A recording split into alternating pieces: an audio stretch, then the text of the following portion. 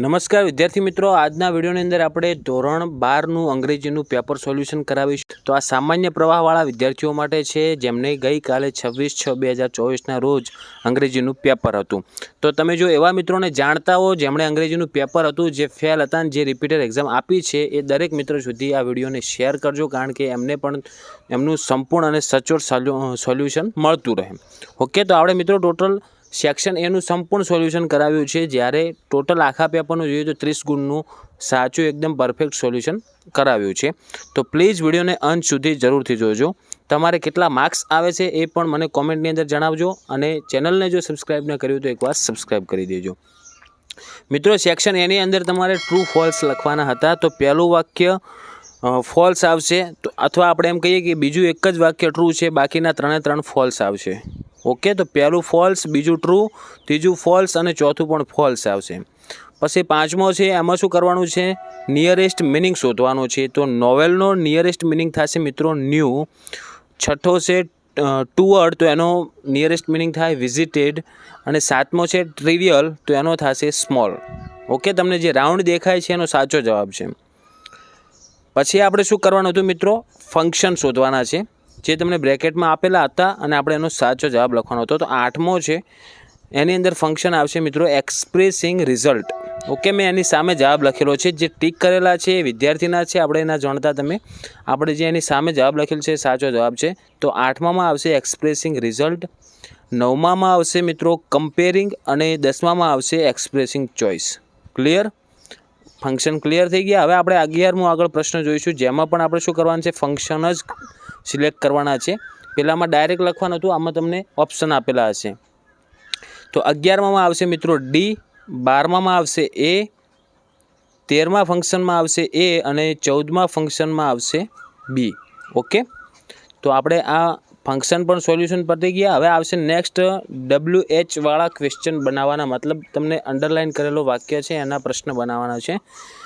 તો 15મામાં option B જવાબ થશે, 16મામાં આવશે સી, અને 17મામાં આવશે એ, 18મામાં આવશે મિત્રો ડી. ઓકે, જુઓ, 15મામાં બી, 16મામાં સી, 17મામાં એ, અને 18મામાં આવશે ડી. આ થઈ ગયા એના કમ્પ્લીટ સાચા જવાબ. તો આપણે સેક્શન એનું આટલે સંપૂર્ણ સોલ્યુશન ટોટલ 18 ગુણનું પૂરું થાય છે. હવે આપણે જોઈશું આગળ સેક્શન બીની અંદર તમારે આવશે જે 31મો પ્રશ્ન છે ને, એ ટોટલ 3 ગુણનો છે. સોરી, 31મો નહીં, એના પછીનો આપણે જે 32, 33 અને 34 બ્રેકેટ આપેલા છે, એની અંદર કયો જવાબ આવશે? તો 32મામાં મિત્રો આવશે હાર્ટ લખેલ છે ને, જે જો આપણે એની ઉપર બ્રેકેટ બનાવ્યું છે ને, ઉપર જવાબ લખેલ છે, અંક લખેલા છે 32. ઓકે, પછી 33મામાં આવશે મિત્રો smile.mpg, જે તમને દેખાય છે. પછી 34મામાં આવશે contentment.com, જે બ્રેકેટ બનાવેલું છે. તો ફરી વાંચી નાખું. 32મામાં હાર્ટ, 33મામાં આવશે smile.mpg, અને 34મામાં આવશે contentment.com. હવે આપણે સેક્શન સીની અંદર જઈએ. તો આગળ સેક્શન સીમાં આપણે આગળ ફંક્શન આવશે. સેક્શન સીમાં છે કે ડીમાં એ તમે જોજો, પણ ક્વેશ્ચન કરી નાખજો.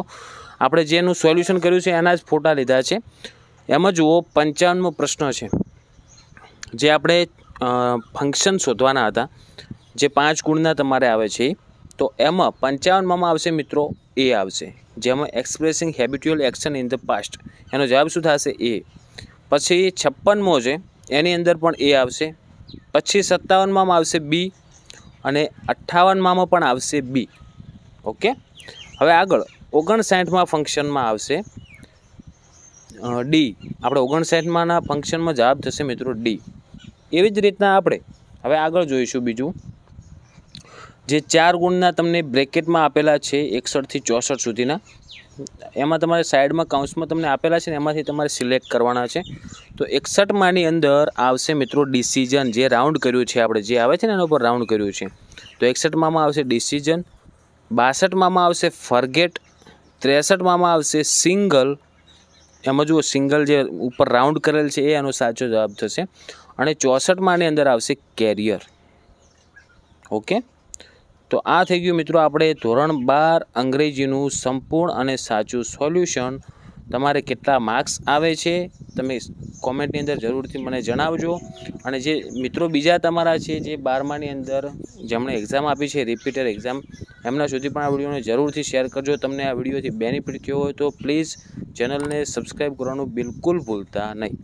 ઓકે, તો હવે મળીશું આપણે નેક્સ્ટ વિડીયોમાં. Thank you so much for watching my videos. Thank you so much.